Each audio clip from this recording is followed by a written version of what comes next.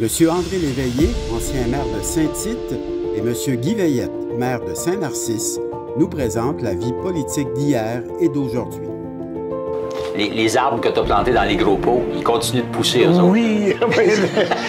C'est un des dossiers que tu avais poussé pour l'embellissement de la ville, puis la revitalisation. Oui, puis on avait des gros pots, puis à Saint-Tite, on ne peut pas planter d'arbres à cause des kiosques du Festival de Western. Donc, pour avoir des arbres, il fallait les planter à quelque part. Donc, j'avais acheté, à la ville, on avait acheté des immenses pots. Ils appelaient ça des spas du maire. Les spas du maire. Mais ces arbres-là sont encore dans les pots. Ça, là, ils ont 10 ans, et puis 10-12 ans.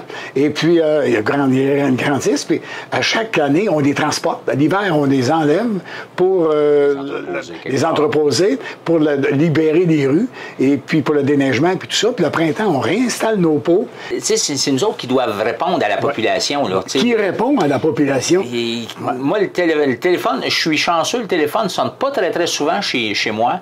Les gens me croisent régulièrement dans la rue, me croisent régulièrement à l'épicerie, puis je me fais régulièrement parler de vidanges qui ont été oubliés d'être ramassés, ou encore de déneigement. Oui, de déneigement, ou de ça manquerait de sel cette année, puis comment ça, les gars sortent pas plus souvent, plus rapidement que ça pour puis une autre journée, ils vont dire qu'ils ont mis trop de sable. Oui. On entend toutes ces réalités-là, parce que le travail d'une municipalité, c'est que ça touche le quotidien des gens. Tu as un trou en face de la maison, s'il est réparé, ça touche ton quotidien. S'il n'est pas réparé, ça touche aussi ton quotidien. Ça dérange ton quotidien. L'horaire des vidanges, l'horaire de la bibliothèque municipale, ça touche le quotidien de quelqu'un. Les loisirs, les activités qui sont offertes, ça touche le quotidien des parents, des familles, des gens qui y vivent. L'installation ou l'entretien des équipements récréatifs, les balançoires dans les parcs, ça touche le quotidien des jeunes dans les garderies et tout ça. Fait qu'une municipalité, ça intervient vraiment dans le quotidien, au jour le jour des gens, d'une certaine façon. Ce que Guy disait tantôt, tu as une petite partie de la population qui sont critiques, qui le seront tout le temps, puis qu'eux autres, des fois, ils vont te piquer, là, tu sais, là, et puis des fois, ils sont négatifs aussi. Donc, c'est d'essayer de leur faire comprendre pourquoi cette décision-là. Puis on est assujetti à une réglementation des politiques provinciales, des politiques municipales. Donc, des fois, on va prendre une décision, c'est parce que c'est la réglementation qui nous la fait prendre. Mais là, on va déranger quelqu'un, des fois.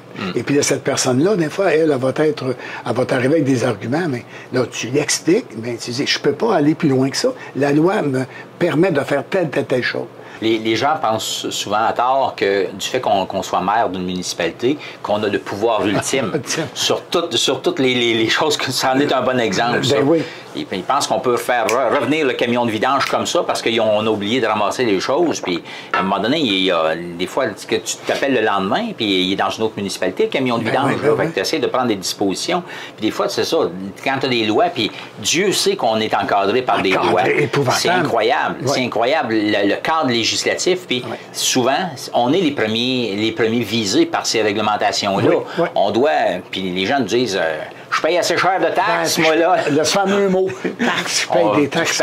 Je paye des taxes, moi, là, puis ça me donne le droit, puis ça me donne les pouvoirs, l'ensemble des pouvoirs, mais désolé, mais on vit en société, fait qu'on doit tous, puis on en est aussi des payeurs de taxes. Nous aussi, on en paye. Moi aussi, je disais aux gens, j'ai payé mes taxes, moi aussi, à la ville, là. Puis on essaie de gérer ça en bon père de famille, d'une certaine façon, pour prendre les meilleurs choix à plus long terme possible pour le bien-être de l'ensemble de nos citoyens.